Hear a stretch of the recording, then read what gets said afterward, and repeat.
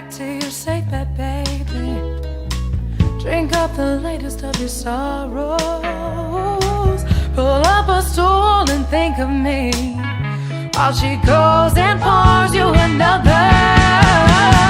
Tell you one more time. Singers with the dream of making it big one day have been able to pursue the options of reality TV shows such as American Idol, The Voice, and The X Factor.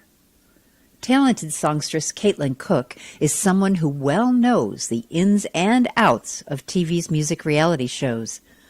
While she admits the challenge of such shows can be tough on the ego, Caitlin has battled as a singing contestant 4 separate times, primarily due to the encouragement of her biggest fan and supporter, her mom. What makes you think, again, seriously? My mom, she's one of a kind.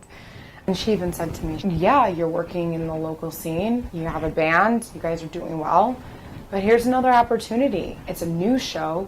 You know, everyone knows that the first couple seasons are the best because you have a lot of new people that are just getting into the business, you know, interns and people in production, and everyone's fresh and they're looking to make it for themselves, and they also want to make the show great, you know, so that everyone succeeds. And, you know, she was adamant about me going. We had already missed the New York audition, so at this point I was like, well, the only other one that there is Dallas. And so I went to Dallas.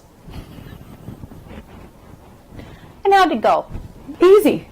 Really? It was really easy. I had learned from that previous experience. I was going to sing songs that I liked, that I knew represented me, and I wasn't going to make the same mistake twice. So who were the judges on this show? Simon Cowell, Paula Abdul, Nicole Scherzinger, and L.A. Reid. So interesting, the 2 of the 4 you've already been in front of. Right. Probably didn't think about that. I just always really admired them, I think, in general, in particular Simon and Paula, because they were both so successful in their own right. They had been doing the shows for so long, and I had seen, you know, some of the talent that they had let through, you know, like Kelly Clarkson, who sang At Last. Like, that's right up my alley. You know, I knew that there was a possibility there. You know, I sang songs by the band, and I sang Richard Marx, and it worked out really well. I breezed through those 3 auditions that day, and then the 4th audition was an interview.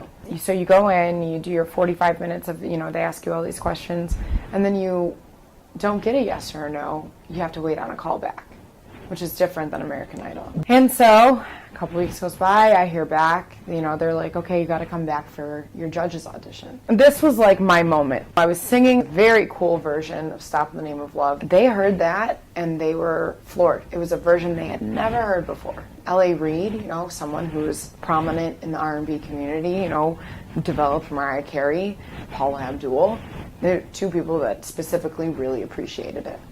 And I got a standing ovation from the whole audience because this is a live audition, so you're in front of about, say, a few thousand. I got 4 yeses across the board. I was feeling good, and so we went on from there.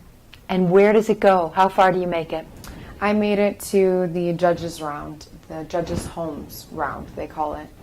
So I had gone through boot camp week. I had made it through my group round. And did you choose the song this time and not the people? Well, they still choose the song, but I picked the right one. We did Creep by Radiohead, and I had actually never done that before, but I knew the song, like I had heard it, and I thought, wow, we could really do something special with that. And there was a really large group of us. Because with X Factor, you were allowed, you know, groups, actual, like, you know, boy-girl band type things were allowed in that competition.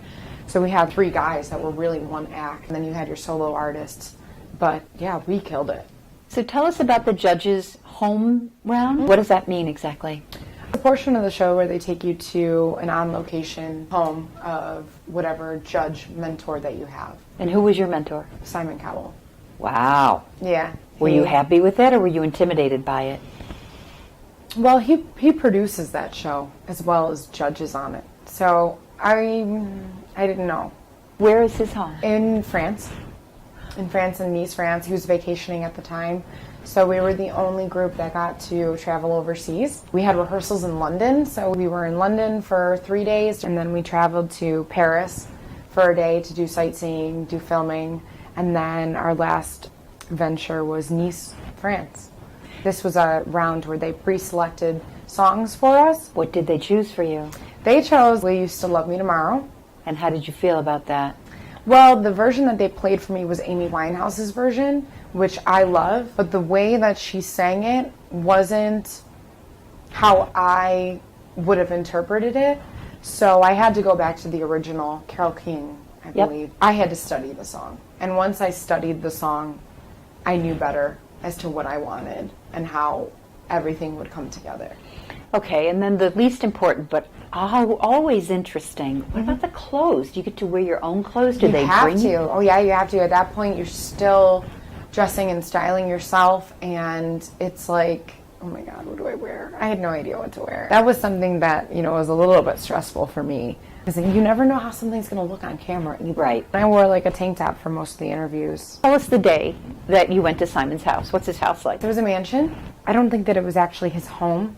I think he was vacationing on his yacht. So they rented out a mansion, and we had our final rehearsal there the day before our audition. You have a team of people, not just the musicians, but some producers, some friends of Simon's, and that's who kind of helps you navigate through your song choice and how you're going to sing it. They were very good with me. They kind of sat back and let me navigate it myself. So I went in there and I had studied the song at this point, and I had really gotten it to where I thought that I was singing it from me, from my perspective. Which they always say, you need to make it your own.